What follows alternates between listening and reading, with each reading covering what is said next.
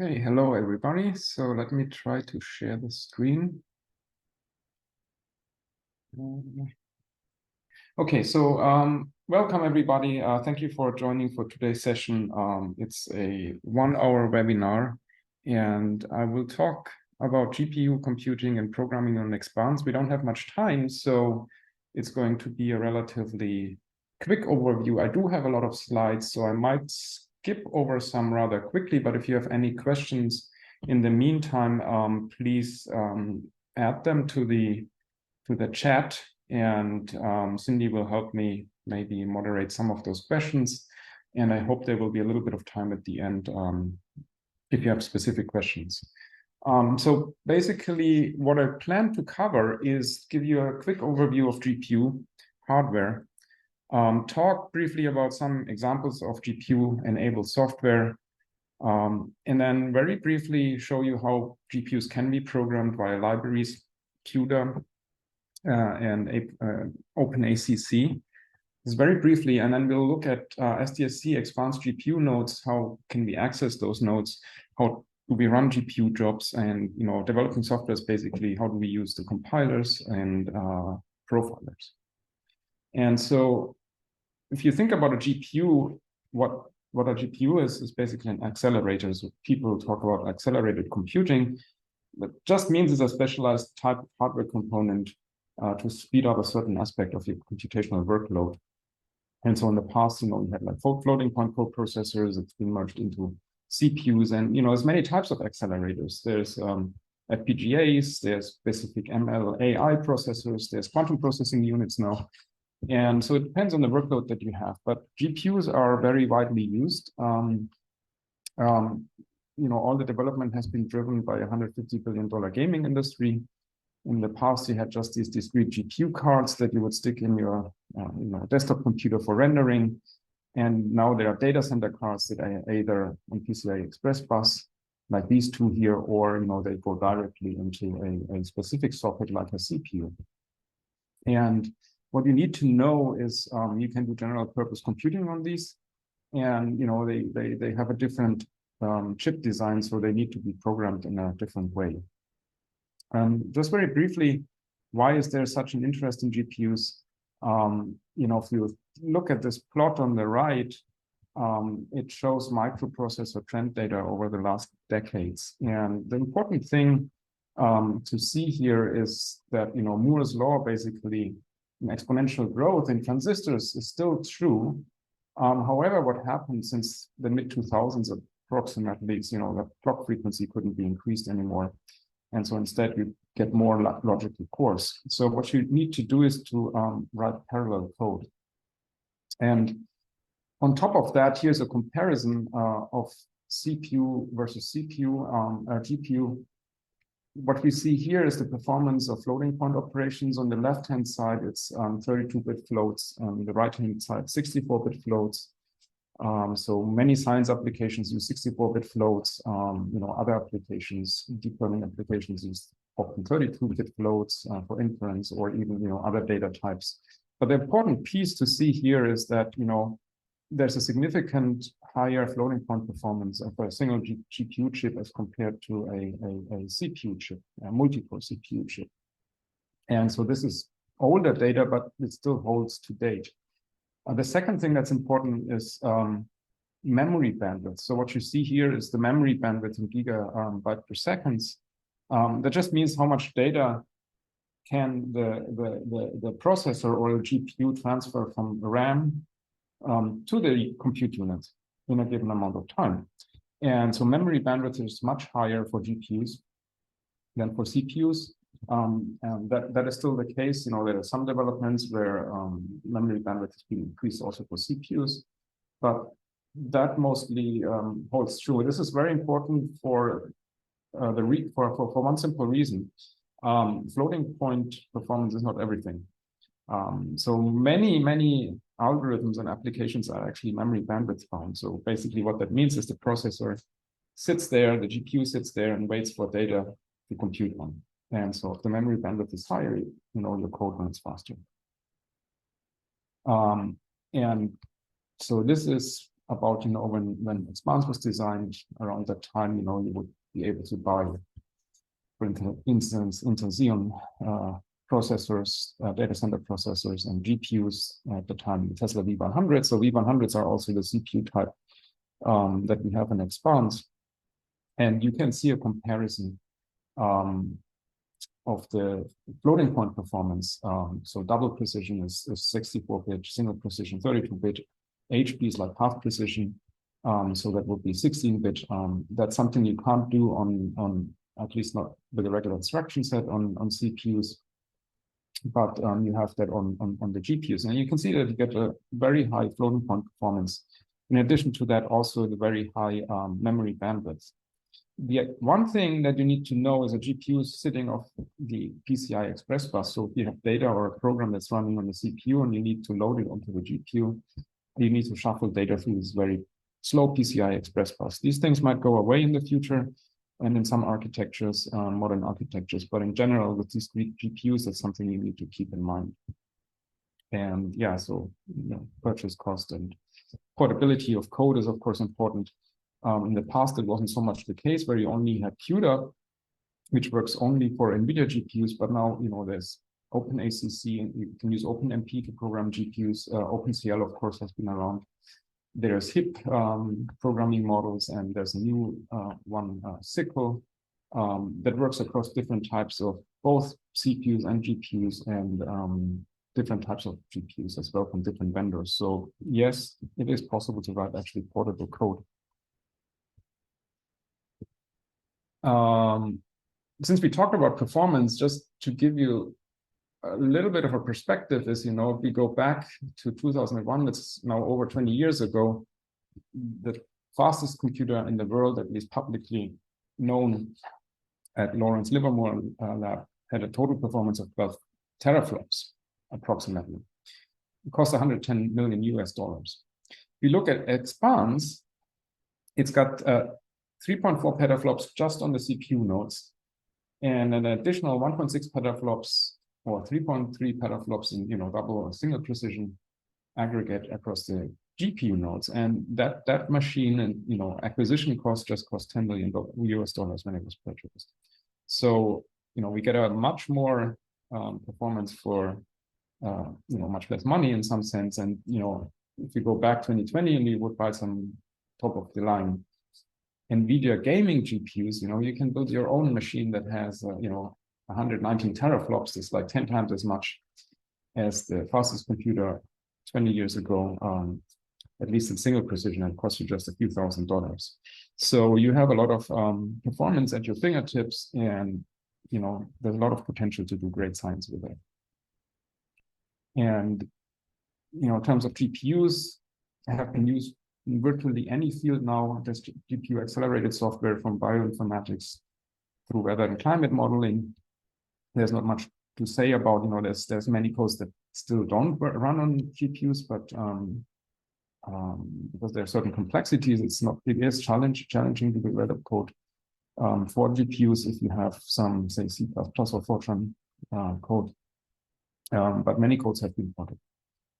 And of course, over the last years, deep learning is one of the main consumers of GPUs. It was also one of the drivers that has pushed some of the development and the demand for GPUs over the last years. And I don't want to talk much about that. This is not a presentation about deep learning, but basically, you train a machine learning algorithm, in this case with a deep learning, deep neural network that has, an input layer and then multiple layers here, and then an output layer. And these are fully connected, or they don't have to be fully connected, but basically what happens, these are tensor operations. In other words, matrix multiplications, right? So for training the model and then for evaluating the model once you've trained the data and these and the weights associated with your neural network, you can use those to do predictions on similar data sets. And GPUs are just very efficient at these operations. Historically, 4x4 matrix algebra is used in 3D graphics, so there's always been hardware dedicated to do these types of operations very quickly. And then over the last years, there has been additions that are specifically designed for machine learning, including half-precision arithmetics that can be used for inference and other data types on more modern GPUs. So the NVIDIA Volta architecture, for instance, has so-called tensor cores that does dedicated hardware for mixed precision matrix multiplications that are used in these evaluation of deep neural networks. And that all is supported directly, easily in frameworks that are typically used for machine learning, like PyTorch or TensorFlow. So it's pretty straightforward to use GPUs. If you have a different type of applications, like this is an example of a code that I've been working on. It's called QUIC. It's a quantum chemistry code to compute electronic structure, like electron densities and certain properties of molecules. The range of different applications, from computational drug design, materials, etc. And this is just a comparison.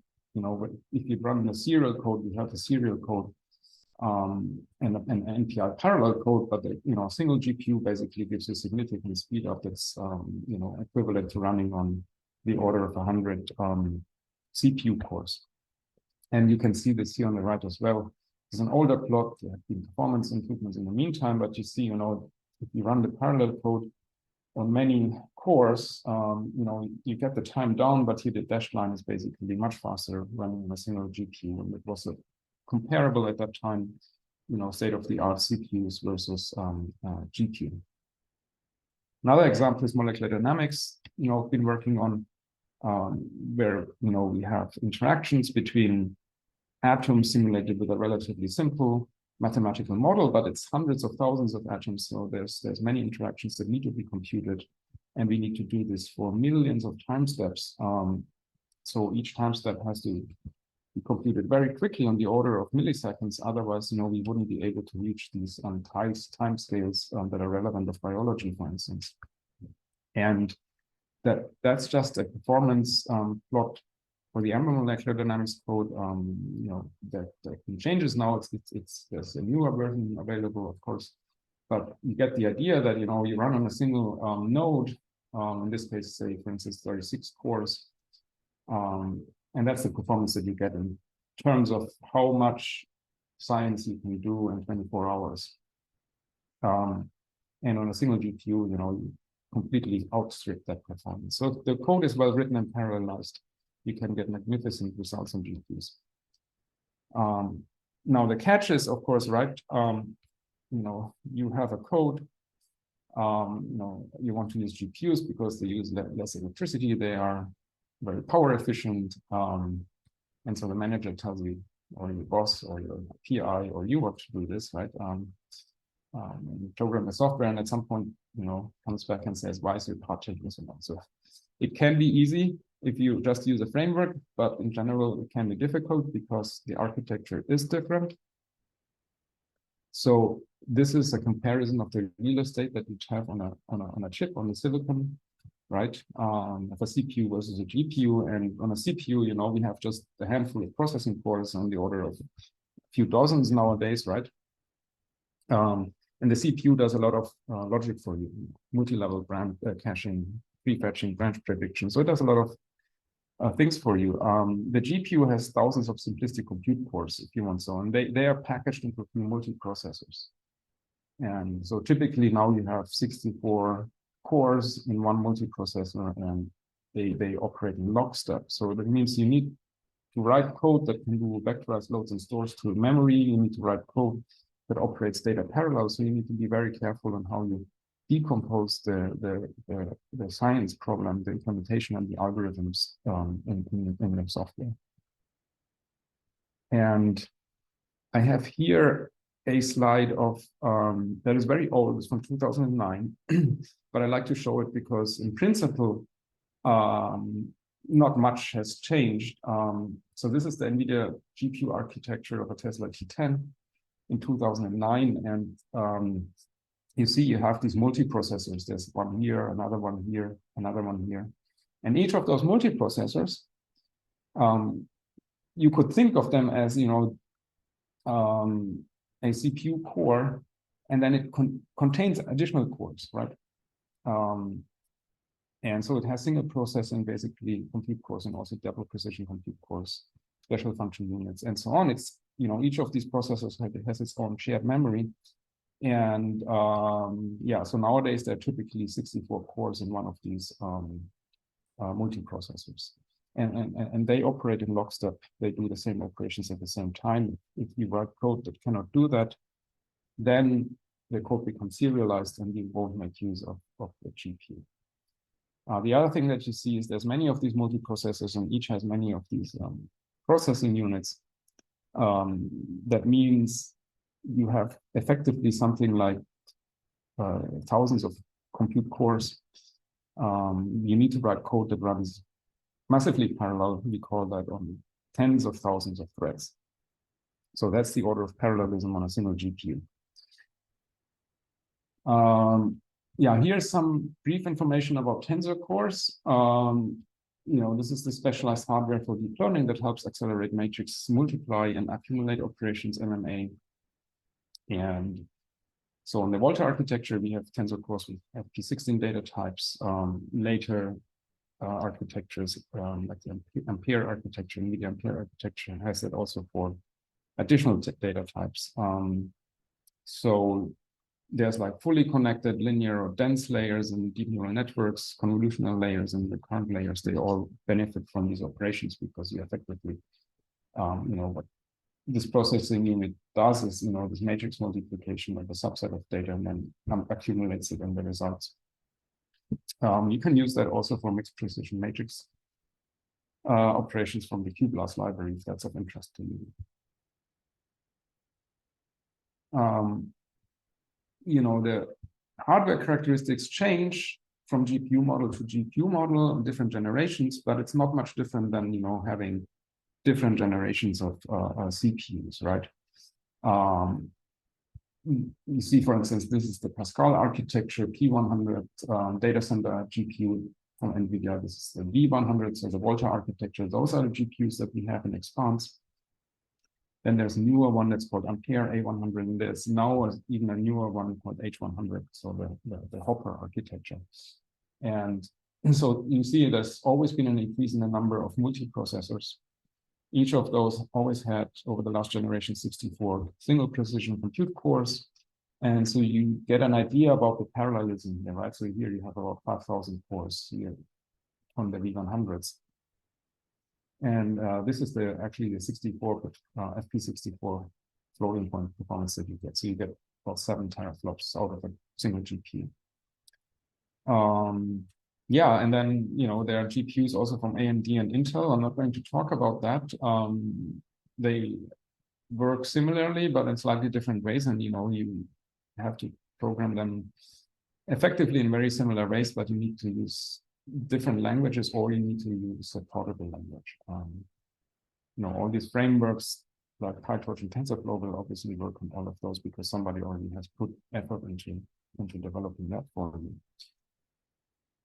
So what that means for your program is, so you won't write the code with any assumption for how many threads it will use. So you just use a lot of threads. You have to match that to the underlying hardware.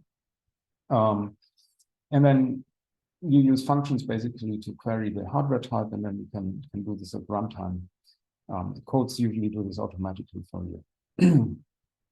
And you will launch many more threads than processing cores. This helps actually hide some of the memory latency that's different from what you would do on with OpenACC on a CPU. Usually oversubscribing doesn't help, but here the GPU actually takes care of these things for you. You've seen differences in performance in 64 and 32-bit floating point. So if you can avoid using double precision, then you get faster code, but you have to be very careful with numerical accuracy, of course. One thing is the data center GPUs, they have a ratio of 2:1 typically of FP64 to FP32 performance. The cheap gaming GPUs are much worse in FP64 performance. So if you manage to avoid double precision, you can run code fast also on the gaming GPUs. Now, all of these things you don't have to worry about if you use a framework that's already been ported, like PyTorch or TensorFlow. This will automatically compile a machine learning model, for instance, for the targeted hardware, right? So then you don't worry about this stuff.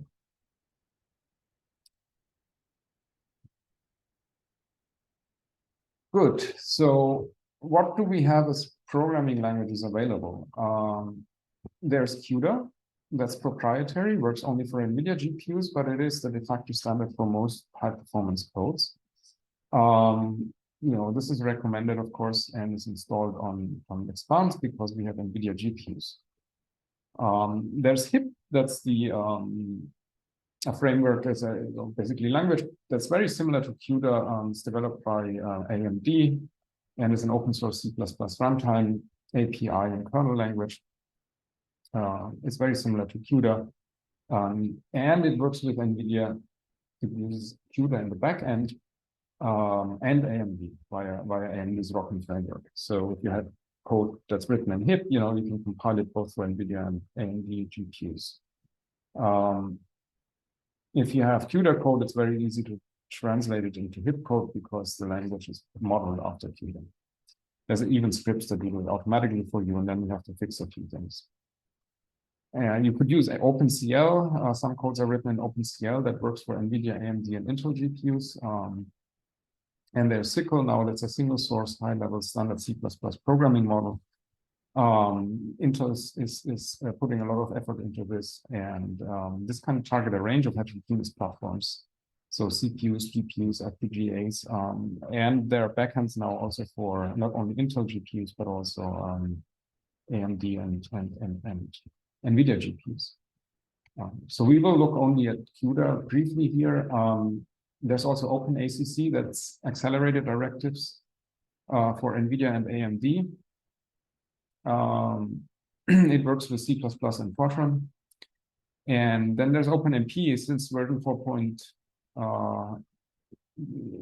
basically, it includes accelerator and vectorization directives. So, it can generate code that not only parallelizes for CPU, but basically also offloads code sections in parallel onto the GPU. It's becoming mature, so it depends on the compiler you have and so on. So we're not going to look at this here. Because we have NVIDIA GPUs, let's have a brief look here. So NVIDIA had many years of developing frameworks to help programming and use GPUs. So, there's something for practically any programming language. There's lots of libraries and middleware available. And it works basically on any of the GPUs, data center GPUs, different, generations, and consumer GPUs, everything that you can think of.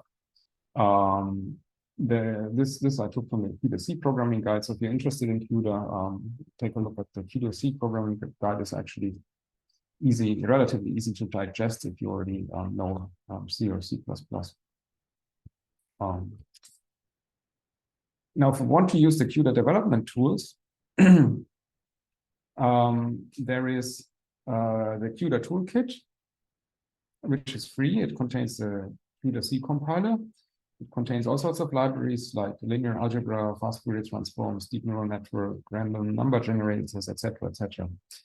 It contains debugging tools like CUDA GDB, CUDA memjack, and it contains profiling tools, so NVProf and NVVP. If we have time, I'll briefly talk about those at the end, otherwise we'll have to skip that. So just let me mention NVProf and NVVP. So NVProf is the command line profiler, and you can just use that. And NVVP is, you can load data generated by NVProf, and so that's the visual profiler and visualize what's happening, where your code spends time and so on. These are old, they still work. They're basically deprecated by NVIDIA, but they still work. And there's the newer Nsight systems and Nsight compute profilers by NVIDIA. So they're putting a lot of work onto these. So they work actually very well and gives you a lot of detailed information about your code and where there might be some performance bottlenecks. There are CUDA code samples available, so you can get them on GitHub. Look at the developer documentation. There's lots of information, and you can, of course, get the CUDA toolkit from here. This is all installed on Expanse. So if you are on Expanse and you get onto Expanse, you want to use GPUs, and I'm going to show you how to do that. you need to get a GPU node. And once you're on a GPU node, you need to load the corresponding CUDA toolkit that we want to use. You should do a module reset before you do that, because when you initially get onto the GPU nodes, they are set up with all the modules that are appropriate for the CPU nodes. So you want to load the GPU environment, basically. And once that is done, then you can load the CUDA toolkit. So the current version that's installed is 11.7. There are also older versions available if that is of use to you.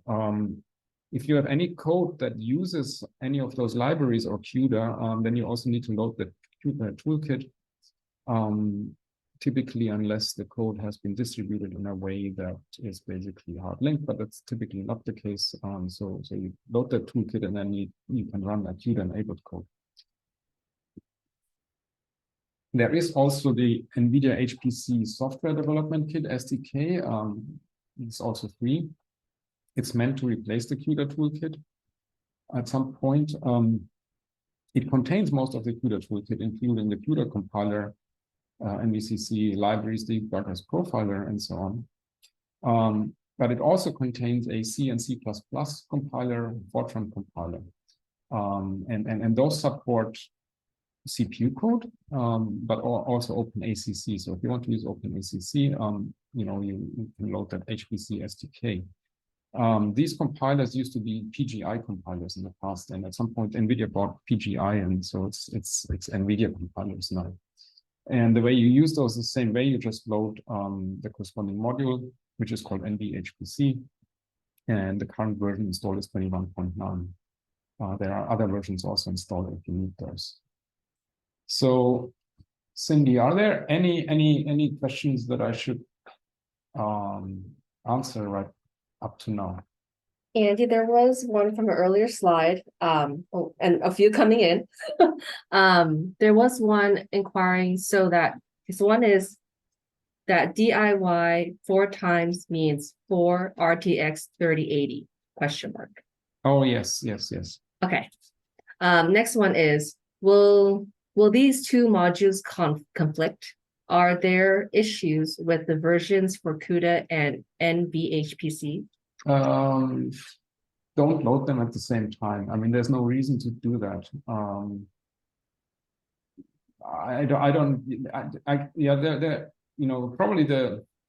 Probably what's going to happen if you load this NVHPC and if you load the CUDA toolkit at the same time, when you use the CUDA compilers, there's going to be errors because you have different versions of the libraries that might be found in the path. The NVIDIA C, C++, and Fortran compilers will work, I think, but just don't do it. I think use one or the other at one time. So basically, there are 3 ways to use GPUs. You have an application, and well, if the application is already GPU enabled, you just need to run it, right? And you need to load the corresponding CUDA toolkit if it relies on that. But if you develop your own application, you can do this with libraries. Basically, drop-in acceleration. Instead of using the library that works with it for CPU, you just use the corresponding GPU-enabled library. You can use OpenACC directives. That's relatively straightforward to accelerate applications, and your code remains portable. It still runs on the CPUs. Or you use a programming language specifically and write code dedicated for the GPU. And so let's look at GPU accelerated libraries. It's of course easy to use. It's a drop-in replacement because most GPU accelerated libraries follow standard APIs. So there are minimal code changes required. There's always some sort of code change, or in many cases, and I'll show you an example. These are high quality libraries and implementations, so they're efficient. Use those if you can. Don't try to write your own matrix multiplication except for learning CUDA or something like that. So if you look at NVIDIA's website, there's a lot of information there. I don't need to talk about details, but there's libraries for all sorts of applications. And so here's an example. What would you do if you have a BLAS function in your code. BLAS is like basic linear algebra systems. So there's, for instance, a simple example is the SAXPY function. Yeah, for people who are familiar with linear algebra, you know that's pretty straightforward. It's just a standard function that does a basically a times x, and x is an array, a vector, and plus y, which is also a vector, right? So it scales one vector and adds it to another. There's a corresponding function. It's just called q plus saxp, and then you have to manage. Just replace the library call name, and you have to manage data locality, meaning you need to allocate memory on the GPU. You can do this with CUDA or with QBLAS. There are functions provided for you to doing that. And then you rebuild and link the CUDA accelerated library, right? So you have your, you compile your code and then compile your code with NVICC, and then you link it against the QBLAS library. Yeah, and so here's this example, right? So that's the API for the saxp function call. You have to define the size of the system. This is the value with which of A, right? So this is the mathematical operation where Y and A are arrays and a single precision data, so FP32 data. So you pass X and Y, and this is just a stride that is used in this equation. And yeah, so all you do is basically you replace that. You have to pass a handle, so that's basically to initialize the GPU. There's a function for that, q plus create, and then you destroy this once you're done. You allocate memory on the device. This looks a little bit complicated, but it's not. It's literally just two arrays on the device, so on the GPU for array X and Y. You release the memory when you're done. You transfer the data from the CPU, so you have read it in from somewhere, or you have that available on your in your program, and now you want to do this operation on the GPU. So you transfer data to the GPU with this function call. Perform this saxp operation, and then you transfer the data back. And that's all that's required. So it's pretty straightforward. Now, yeah, so that's basically all I wanted to say about libraries, right? What's coming at the moment and being developed is acceleration in standard languages. So there's ISO C++ and ISO Fortran developments where we actually have, parallel functions. You have in the standard library, C++ standard library, here's Fortran and do concurrent. So this would basically parallelize automatically the loop, right, that you have here, and you see this is basically the saxp operation, right, implemented literally, and you could just compile that, and the compiler will generate the code for you. There's Q numeric, where you can do this in Python. Or if you have a C or C++ code, you have the corresponding function that you want to accelerate. You can do this as OpenACC pragmas or OpenMP pragmas, right? So that's what I was talking about, OpenACC and OpenMP. We're going to look very briefly at an OpenACC example in a few minutes. Or you literally write functions specifically using CUDA for the GPU. I will mention a few things on how that looks like and how that maps to the hardware. So these are the different ways in which you actually program for a GPU, from basically explicitly programming for the GPU to more simple approaches that generate the code automatically for you. Here's an example that's actually very simple. So for numerical computing in Python, you can use QPy, which is the equivalent of NumPy. So if you're familiar with Python, NumPy operates on arrays of data. it's very tuned for CPUs. Their implementations are tuning for Intel CPUs. Each vendor has like optimizations. And there's a QPy, which is basically a NumPy-like interface that makes it trivially to run the corresponding code on the GPU. So, you can copy data to the GPU. There's a QPy NV array. There is data interoperability of this actually with deep learning frameworks, Rapids and Number. And it uses highly tuned NVIDIA libraries in the backend, right? So it can do some sort of like matrix multiplication and similar things.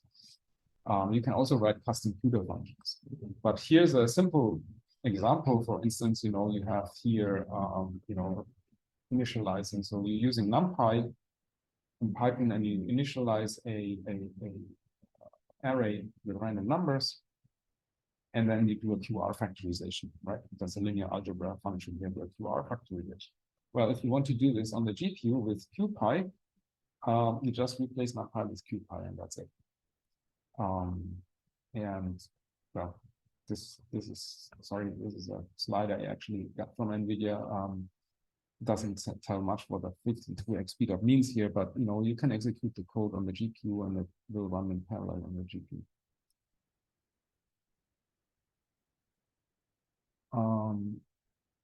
Let me see, it's 11:40. So let me just very briefly tell you something about CUDA. So CUDA, you get information here on NVIDIA's website, is the solution to run C or C++ seamlessly on GPUs. And CUDA is NVIDIA only, but it is widely used, and it's modest extension, so there's not a lot to learn, but it requires major rewriting of code because you need to specifically write functions in a way that they can execute using CUDA nomenclature in parallel on the GPU, and you have to make sure that all your data types match, etc.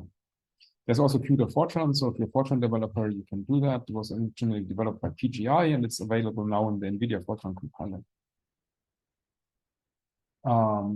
Yeah, here are some informations about books. These are older books, but you'll find a lot of information on the web about CUDA, and there's many resources on this GPU Hackathon's website.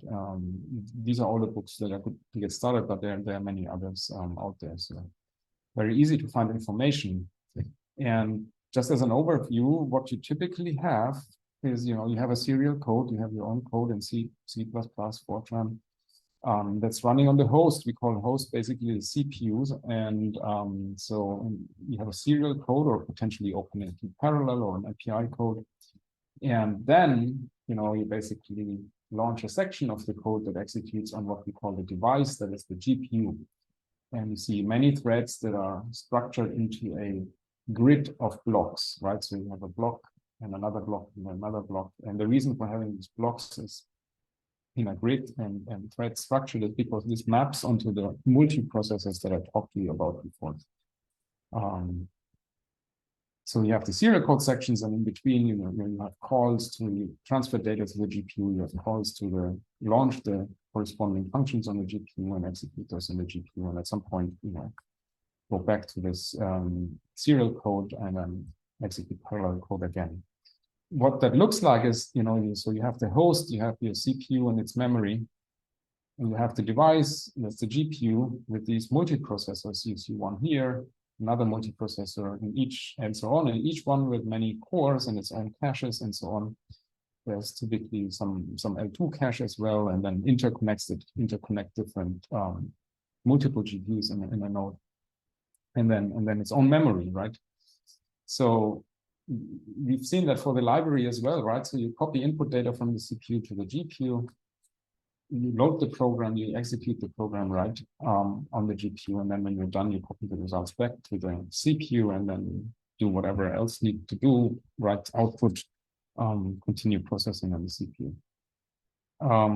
Now we've seen these two different memory spaces in practice. They are split and separate, and you need to transfer data. There's a way to program actually that's called unified memory, where you don't have to do all this memory allocation and moving the data to the GPU and back. So the CUDA can do that for you. There's a pool of managed memory that is shared between the host and the device. But let me tell you, this is nice to program, to get started with, but it's primarily a productivity feature, and the memory copies, of course, still happen under the hood. So, it has performance impacts, and you need to be aware of those things in any case. I wanted to introduce you very quickly on some terms that are used in CUDA. So a kernel is a code. It's typically the function that then can be executed on the GPU. And so this kernel will operate in lockstep, many threads, and and they will operate in lockstep and so-called warps at this, on these streaming multiprocessors. And currently, so that's 32 threads on NVIDIA hardware.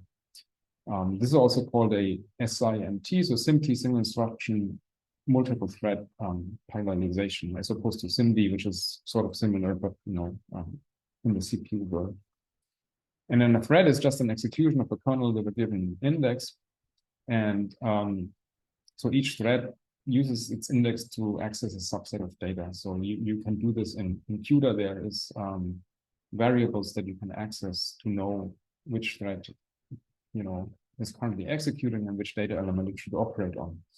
And then these threads, they are grouped into blocks, which are guaranteed to execute on the same multiprocessor. So that's basically how the block maps to the underlying hardware. The reason for doing that is that threads within a thread block, because they are executing on the same multiprocessor, they can synchronize and share data. So you can do some sort of like cache blocking and exchanging data between different threads in a block, but not between threads between other blocks. Then you need to go through global memory. And the grid is basically all the blocks that are executing at the moment on the GPU. And if you know the grid size, so how many blocks you have, and the block size, so how many threads per block, then you know how many threads you're running in total. And that's something that you see here in this visualization. Here we have 6 blocks running, and each block has 12 threads. That's not what you would normally do. I told you need to have on the order of 10,000 threads running, and because of this lockstep operation and the warp size, you should have a multiple of 32 threads in each block. But this is just here for a simple visualization. Just to get you this idea. There are these built-in variables, grid dimension, block ID that you can use in CUDA, and thread indices like block dimension, thread ID, and with that you can access data differently for each thread, the corresponding data. And and then you have these sort of keywords like declaration specifier, __ global __ is a function that executes on the GPU, but is called from the host code, right? And you see, then you would compute something like this is a vector addition kernel, the thread ID, and the stride that you have to use, and then you can have this operation here. So in each, you have to imagine that many of these kernels are launched at the same time. So in each thread that is executed, this kernel is basically operating on its own thread ID for these arrays that are being passed to the kernel. And that's how you parallelize with CUDA. And then you have all these other functions in the API that handle device memory, allocation, deallocation, memory copies. And, at some point you need to launch the kernels, and this is where this, thread and block size comes in. So you have this triple angle chevron syntax here when you actually call the function that you define with CUDA. And it tells you, how many threads you're going to have in a block and how many blocks you're executing. So this is this DIN3 data type here. And so this is an additional information about the thread block size and the memory on the GPU. So the CUDA memory hierarchy. So if you look about the grid, and each block and the threads that are operating in a block, all of those have access to the global memory. There's shared memory on each block, so on each multiprocessor. So all threads have access to this, and then of course each thread has its own registers. And so those have different speed, and these are things that you want to take into account when you are writing your program. You generally want to avoid data transfers between the CPU and the GPU because these are slow. I talked about this before. You also want to minimize access to global memory. So what you do basically is something that's similar to on CPU, cache blocking. You take advantage of this fast shared memory by tiling data. So you have this shared memory here, and so all threads that are running in a single block, they could fetch data, put it into the shared memory, operate all on the data, and then write it back when they're done into global memory. So that's a typical way to accelerate code and write it efficiently. So when you have a problem like a matrix multiplication, for instance, here, a matrix A and a matrix B times B gives you C, in order to compute a single one of these output elements, what you have to do is basically a dot product between a row and a column vector in matrices A and B. And then, you'd have to think about, about the width and the height of the result matrix. It's a multiple of the block size. How many threads should I launch? You can do something like launch one thread per element of Cij. Of course, you can't launch an infinite number of threads, so you have to think about these things. And then you do this cache blocking for performance optimization, where you load sub-blocks like is visualized here. You would basically load this block, and then in the next iteration, this block. So in the first iteration, this block, in the next one, this block, compute different output elements in your matrix C. So there are examples in the CUDA samples that you can look at for this, and it's also described in the CUDA programming guide. But in reality, of course, we would use a highly optimized QBLAS library for a matrix multiplication. That's about as much as I wanted to tell about CUDA. I just wanted to very briefly touch OpenACC. As I said, so this is an open standard, and you can use it with the Cray compilers and Crays, and you can use it with the NVIDIA compilers. So it used to be PGI compilers, but now the NVIDIA compilers. And there's also OpenMP, but the NVIDIA HPC SDK has the NVIDIA Fortran compilers. And I mentioned before, this is how you load it, and then you can use OpenACC. Now that you've seen how complex and complicated it can be to write CUDA code, if you already have something like the Saxby function, right, that does nothing else than this, for loop here, well, you can just add a pragma here, ACC kernels, and that should instruct, this is OpenACC language, it should instruct to automatically generate code that parallelizes this operation, this loop on a GPU. There's an equivalent for Fortran here, so it works both in C and Fortran. And there's always some sort of like directives with some clauses, and it just looks a little bit different than Fortran and C, but it's pretty straightforward. And if you're familiar with OpenMP, it's not very different, and the ideas are very similar. You can have if clauses and data clauses, and the data clauses, they have something like copy and copy in and copy out, and that, or create and present, for instance. And so that has to do with the data movement to and from the GPU, right? Because also OpenACC needs to create code that then allocates the memory, copies data from the CPU to the GPU, and copies it back when you're done, and so forth. And I will very briefly skip over an example that I like to show. It's a Jacobi iteration. It's basically on a grid, and all you have to know for the moment is that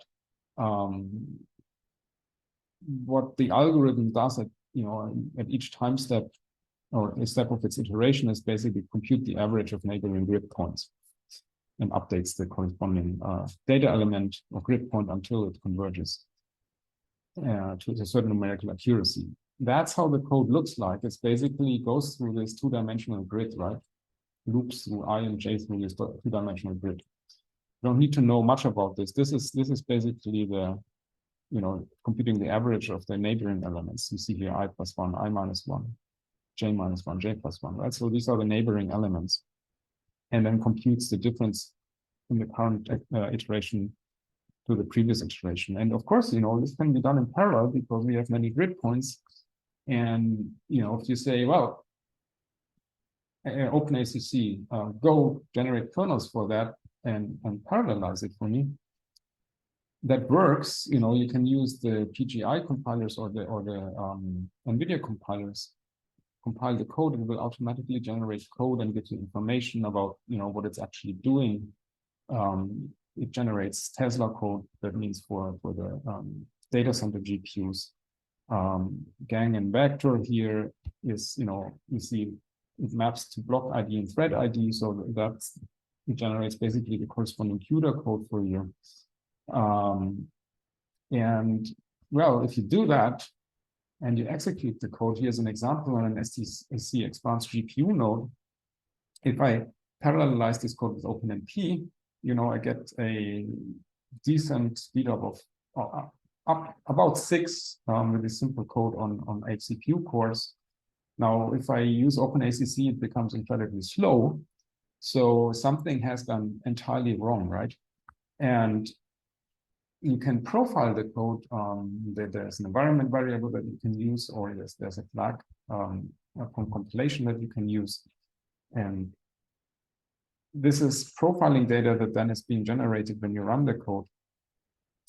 And you can see that a data region is encountered in the code with copy in and copy out transfers, and that takes 22.5 seconds.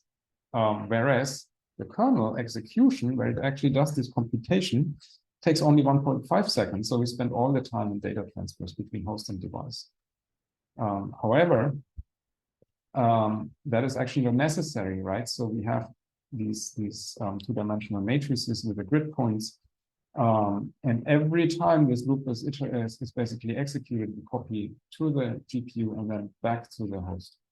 And that's actually necessary. We just can't keep everything on the GPU, but the compiler doesn't know without you telling it. So that's why it's important to understand how the GPU architecture works. And if you understand CUDA, then this becomes simple and straightforward as well.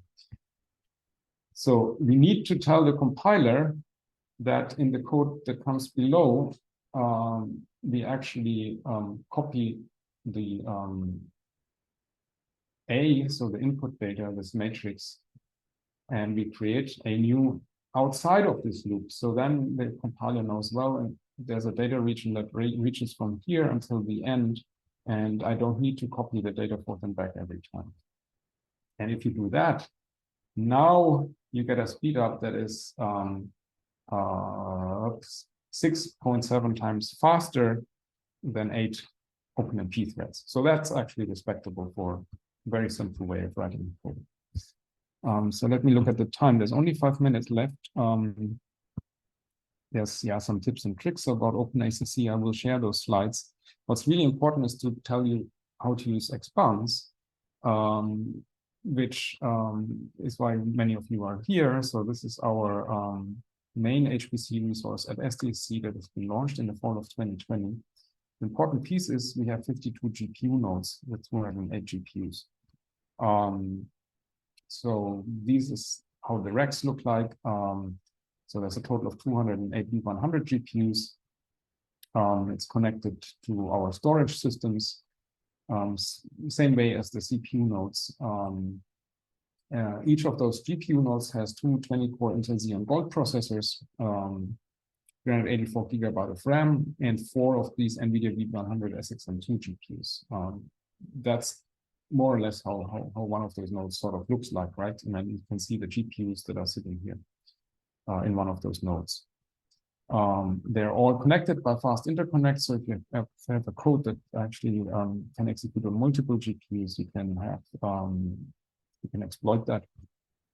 So you can see the node topology, basically how the GPUs are connected to each other by executing the NVIDIA SMI command with the topology option.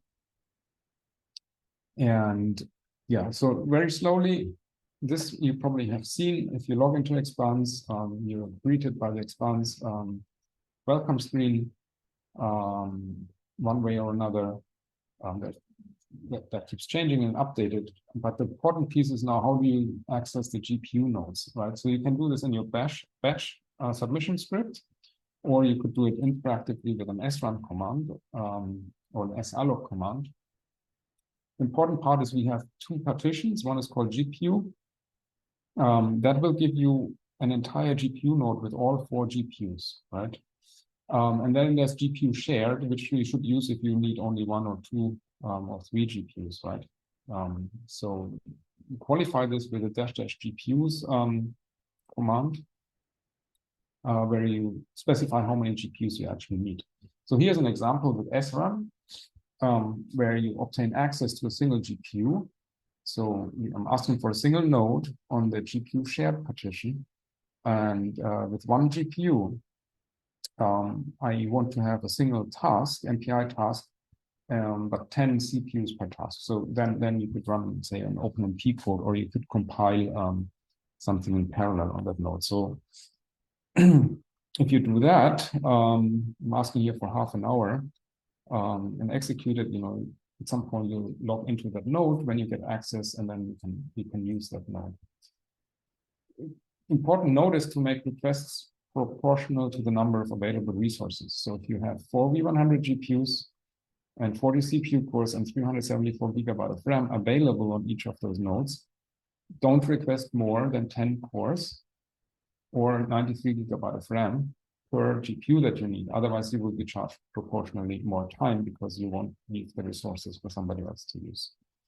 And once you're on the nodes, you can use and load the GPU-related modules that I've been talking about. So do a module reset. The module purge is not necessary, but if you are paranoid, do that. Purge basically removes everything that's loaded. And then you can load the CUDA toolkit or the NVIDIA HPC SDK. So here's an example, where I got interactive access to a GPU node. And then I believe this should be loaded automatically. Otherwise, you have to load the toolkit. And then if you type NVIDIA SMI, you will see some information about the GPU that's accessible to you. In this case, it would be a Tesla V100, right? So you get information about the hardware with this NVIDIA SMI command, the system management interface, and you get information about what's running on the GPU. In this case, there's nothing running, and there should be nothing running unless you start something, because you got access to a GPU entirely for yourself. So no running processes found. There are multiple GPUs, but they're shared, but you get dedicated access to a single GPU if you request a single GPU. If you load the CUDA toolkit or NVHPC, you can check for the version of the NVIDIA compiler, NVCC, to see that it's installed.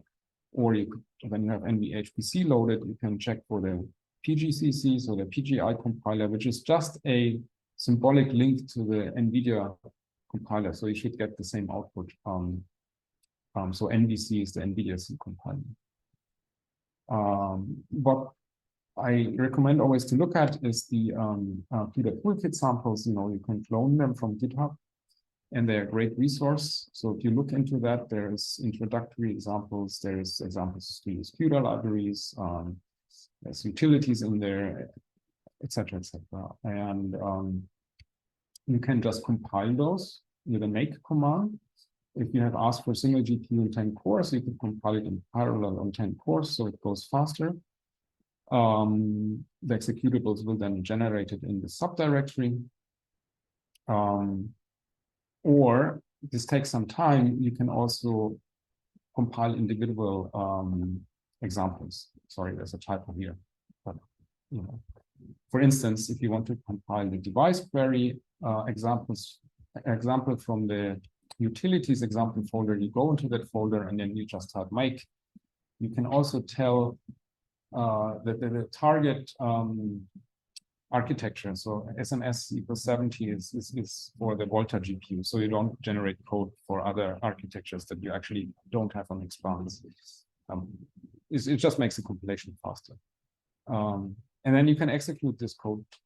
And device query is exactly what I told you somewhere earlier, is that, you have CUDA API function calls that can query information about the device. And so you see information like, oh, I found one CUDA capable device, it's a Tesla V100.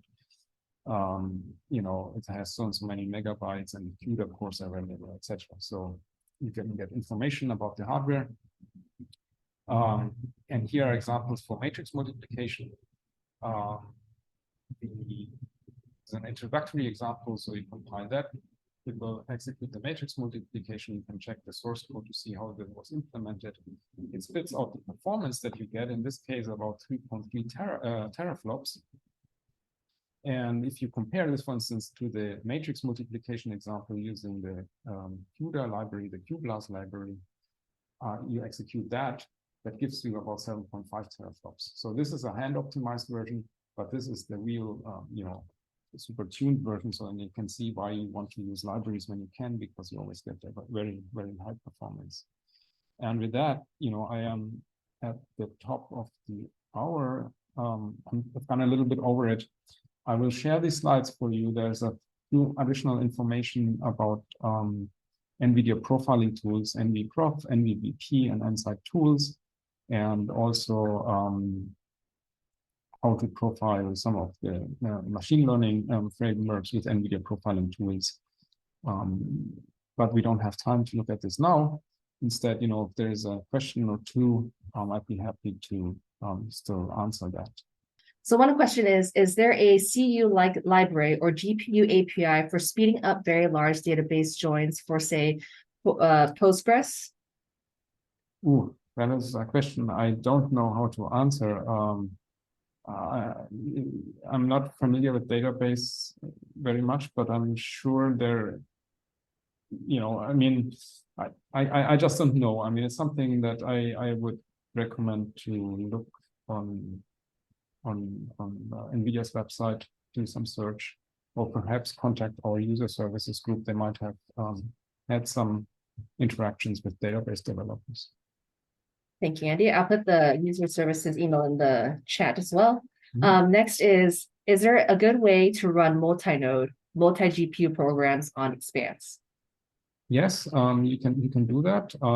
There are different ways, of course, depending on the code that you're using, or the code, if you're writing your own code, different ways to do that.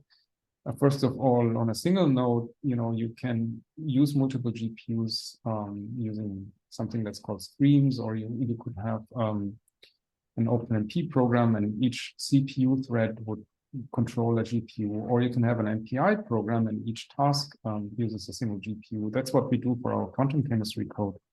And on Expanse, we've tested it up to 4 nodes and 16 GPUs, for instance. Then you'd have to use MPI, for communication across nodes. But there are different ways to implement that, and it's certainly possible to do. Thank you, Andy. And last one is SDSC using CentOS? If so, what OS might the center be migrating over to? Oh, yeah, you used to run CentOS. It's Rocky Linux at the moment. It's basically a continuation of CentOS effort in some sense. It's the equivalent of CentOS, but it's called Rocky Linux. And with that, that is the last question in the chat. All right, great. Yeah, so thanks for joining the webinar, and I hope I was able to tell you information that is useful for you.